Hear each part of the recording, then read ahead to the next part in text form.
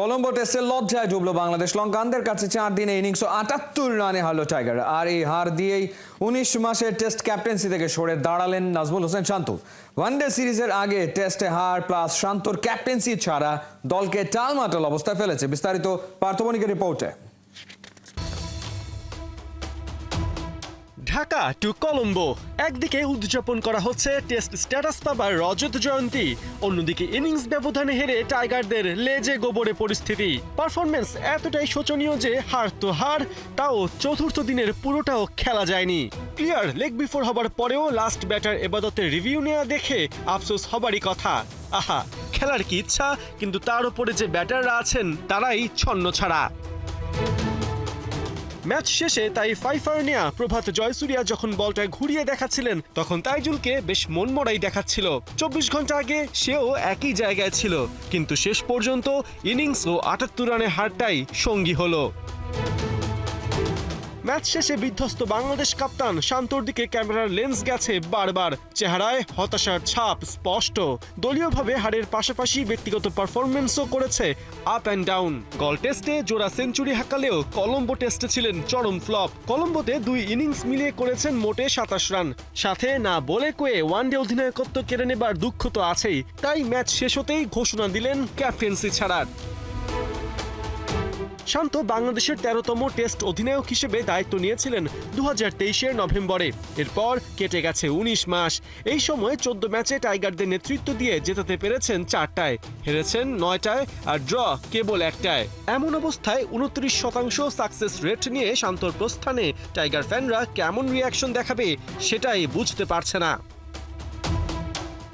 শ্রীলঙ্কার বিপক্ষে 2 ম্যাচের টেস্ট সিরিজে বাংলাদেশের ইন্ডিভিজুয়াল পারফরমেন্স মন্দ নয়। সেরা 5 ব্যাটারের 3 জনই বাংলাদেশের। আবার সেরা 5 বোলারের প্রথম 2টা নামই হলো নাইম আর তাইজুল। এরপরেও ইনিংস ব্যবধানে কলম্বো টেস্ট হার স্মরণ করিয়ে দেয় ক্রিকেটটা টিম গেম, যেখানে চরমভাবে মার খেয়েছে বাংলাদেশ। সামনে এবার ওয়ানডে সিরিজ। 2 জুলাই থেকে মিরাজের নেতৃত্বে মাঠে নামবেন শান্তরা। দেখার বিষয় টেস্ট হারের শোক আর লজ্জাকে পাশ কাটিয়ে ঘুরে দাঁড়াতে পারে কিনা বাংলাদেশ। পার্থ বণিক, 71। গুঞ্জনটাই সত্য হলো, টেস্ট ক্যাপ্টেন্সি ছেড়ে দিলেন নাজমুল শান্ত। কোনো রাগে ক্ষোভে কিংবা অভিমানে না। শান্ত জানিয়েছেন দলের ভালোর কথা চিন্তা করেই নাকি আর ক্যাপ্টেন্সি চালিয়ে যেতে চান না। শ্রীলঙ্কার কলম্বো থেকে নাহিয়ান বিন জসিমের পাঠানো রিপোর্ট। কলম্বো টেস্টের পর শান্ত প্রেস কনফারেন্সে এসেছিলেন বর্তমান ক্যাপ্টেন হিসেবে, আর চলে যাচ্ছেন সাবেক ক্যাপ্টেন হিসেবে। কিন্তু পেছনে তিনি যে কীর্তিটা রেখে গেছেন সেটা নিঃসন্দেহে কিছুটা হলেও শান্তকে তৃপ্তি দিতে পারে। যদিও নিজ থেকে কিংবা একেবারে খুব ভালো অবস্থানে থেকে ক্যাপ্টেন্সিটা তিনি ছাড়েননি। হাবিবুল বাশার সুমন, মুশফিকুর রহিম কিংবা আশরাফুলদের পেছনে ফেলে শান্ত সবচাইতে সফল ক্যাপ্টেন উইনিং পার্সেন্টেজে, অর্থাৎ 30%-এর মতো তার উইনিং পার্সেন্টেজ। একই সঙ্গে টেস্টে জয় এবং ড্র যদি হিসেব করা হয় সেখানেও কিন্তু শান্ত সবচাইতে সফল। তারপরও তাকে এই ক্যাপ্টেন্সিটা ছেড়ে দিতে হয়েছে কলম্বোর সিংহলিজ স্পোর্টস ক্লাব গ্রাউন্ড থেকে। আমার একটা অ্যানাউন্সমেন্ট ছিল, আমি বাংলাদেশ দলের অ্যাজ এ টেস্ট ক্যাপ্টেন হিসেবে স্টেপ ডাউন করছি। আমি টেস্ট ফরম্যাটে আর কন্টিনিউ করতে চাই না। প্রশ্ন আসতেই পারে, হুট করে কেন ক্যাপ্টেন্সি ছেড়ে দেওয়ার সিদ্ধান্ত? অভিমান, কষ্ট কিংবা কোনো ক্ষোভ? শান্ত কোনোভাবেই চাননি অন্তত একটা ফরম্যাটে ক্যাপ্টেন্সি করতে, সেটাও দলের স্বার্থে। অর্থাৎ ড্রেসিং রুমের পরিবেশটা ঠিক রাখার জন্য বাংলাদেশে অন্তত 3 জন ক্যাপ্টেন কোনোভাবেই ভালো কোনো ইঙ্গিত বহন করে না, যেটা শান্ত অতীতের অভিজ্ঞতা থেকে রিয়েলাইজেশন করতে পেরেছেন, যার কারণে তিনি নিজ থেকেই আসলে এই ক্যাপ্টেন্সিটা ছেড়ে দিয়েছেন। তবে শান্তর জন্য এটাই কিন্তু প্রথম না ক্যাপ্টেন্সি ছাড়াটা। এর আগে টি-20-র ক্যাপ্টেন্সিটা ছেড়েছিলেন ব্যাট হাতে দলের জন্য অবদান রাখবেন বলে। তবে এবারে টেস্ট ক্যাপ্টেন্সিটা ছেড়েছেন, দায়িত্বটা ছেড়েছেন বিসিবির দায়িত্বপ্রাপ্তদের কিছুটা হলেও দায়িত্ব জ্ঞানহীনতার কারণে।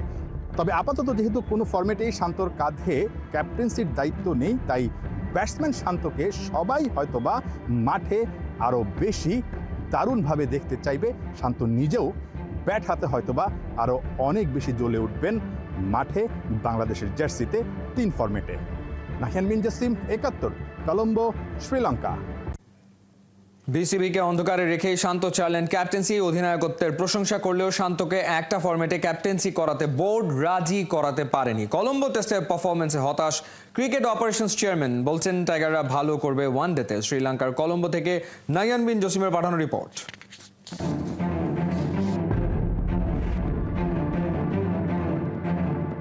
কলম্বো সিংহলী স্পোর্টস ক্লাব মাঠে বাংলাদেশের ডাগ আউট দেখতেই পাচ্ছেন একেবারেই ফাঁকা, অথচ ঠিক এই সময়টায় টেস্ট ম্যাচটার চতুর্থ দিনের খেলা চলবার কথা ছিল। ডাগ আউটে কোচিং স্টাফ বা যারা এক্সট্রা প্লেয়ার আছেন তাদের বসে থাকবার কথা ছিল, আর মাঠে খেলা চলবার কথা ছিল, কোনোটাই হয়নি। ঠিক এই সময়টায় মাঠে বাংলাদেশের ওয়ানডে টিম, টি-20 টিমের ক্রিকেটাররা প্র্যাকটিস করতে এসেছেন, আর টেস্ট দলের সঙ্গে থাকা কোচিং স্টাফরা তাদের সঙ্গে মিলে মিশে একাকার হয়ে গেছেন। একটাই কারণ, বাংলাদেশ চতুর্থ দিনের প্রথম সেশনেই টেস্ট ম্যাচটা হেরে গেছে। নিঃসন্দেহে অনেক হতাশার। ক্রিকেট অপারেশনস কমিটির চেয়ারম্যান নাজমুল আবেদিন ফাহিমও কিন্তু চলে এসেছেন মাঠে, দলের হারটা দেখেছেন, আবার ওয়ানডে দলের সঙ্গে তিনি মোটিভেটর হিসেবে লেগে পড়েছেন বা কাজ শুরু করে দিয়েছেন। কারণ এই টেস্টের হতাশাটা ভুলে বাংলাদেশ দলকে অবশ্যই ওয়ানডে সিরিজে ঘুরে দাঁড়াতে হবে। টু বি অনেস্ট, আমরা মাঝে মাঝে হয়তো ভালো খেলি, আমরা বেশিরভাগ সময় কিন্তু আমাদের খেলাটা মানসম্মত হয় না বা আমরা সন্তোষজনক হয় না। মোরালি হয়তো ডাউন থাকবে না, কারণ এখানে অনেক প্লেয়ার আছে যারা নতুন, তারা হয়তো ইনজেক্ট করবে, মোটিভেশন ইনজেক্ট করবে। বাট এটা তো অবশ্যই বিপক্ষ দল, তারা কিন্তু গিয়ার আপ থাকবে। আমরা হয়তো ব্যাকফুটে না থাকলেও বা মানসিকভাবে কিছুটা ক্ষতিগ্রস্ত না হলেও ওরা মানসিকভাবে ভালো অবস্থানে থাকবে। ঠিক ওয়ানডে সিরিজ শুরুর আগে বিসিবি অনেকটাই চাপে। হঠাৎ করেই নাজমুল হোসেন শান্ত পদত্যাগ করেছেন তার ক্যাপ্টেন্সির পদ থেকে। বিসিবি কি আসলে জানতো? নাজমুল হোসেন শান্ত বলেছেন আলোচনা করেই তিনি এই সিদ্ধান্তটা নিয়েছেন, কিন্তু বিসিবি কিন্তু ঠিকই অন্ধকারে ছিল। না, আজকে এটা করবে এটা আমি আশা করিনি। আমার ধারণা ছিল যে এটা হলেও আরও পরে হবে, আজকেই হবে এটা আমি আশা করিনি। বাট ওর সিদ্ধান্তটাকে রেসপেক্ট করে, যেহেতু মনে করেছে আজকে ওইটা করতে চায়, আই রেসপেক্ট দ্যাট। মাঠের বাইরের ঘটনা, মাঠের ঘটনা সবকিছুই বাংলাদেশকে মেন্টালি অনেকটা হয়তো বা পিছিয়ে রাখবে। একই সঙ্গে ওয়ানডের যে পারফরমেন্স, সবশেষ চ্যাম্পিয়ন্স ট্রফিতে বাংলাদেশ খুব বাজে ক্রিকেট খেলেছিল, একটা ম্যাচও আসলে জিততে পারেনি। একই সঙ্গে তার আগে ওয়েস্ট ইন্ডিজে নতুন ক্যাপ্টেন মেহেদী হাসান মিরাজের নেতৃত্বে বাংলাদেশ দল হোয়াইট ওয়াশ হয়েছিল।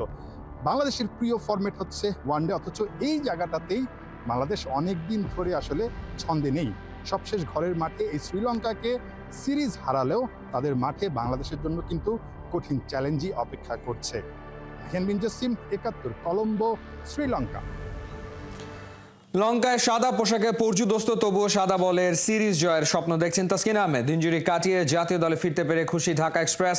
অভিজ্ঞতা কাজে লাগিয়ে সফল হতে চান দলের জয় অবদান রাখতে মুখিয়ে তাসকিন আহমেদ। সাইফুল রূপকের রিপোর্ট। দেশ বিদেশে হাঁটতে হাঁটতে ক্লান্ত টিম বাংলাদেশ, তবুও এতটুকু কমেনি ক্রিকেটারদের জনপ্রিয়তা। ভক্তদের ভালোবাসা বিড়ম্বনায় রূপ নিয়েছে। বিমানবন্দরে বাবা মেয়ের এমন মুহূর্ত সবার মন কেড়েছে। ইনজুরির কারণে মাস ৩ ছিলেন মাঠের বাইরে। ওয়ানডে দলের সঙ্গে যোগ দিতে শনিবার লঙ্কায় গেলেন পেস সেন্সেশন তাসকিন আহমেদ। জি আলহামদুলিল্লাহ, আমি অনেক এক্সাইটেড। আজকে বের হওয়ার সময় অনেক ভালো লাগতেছে যে মাঝখানে প্রায় ৩ মাসের মতো খেলার সুযোগ হয়, খেলতে পারি নাই।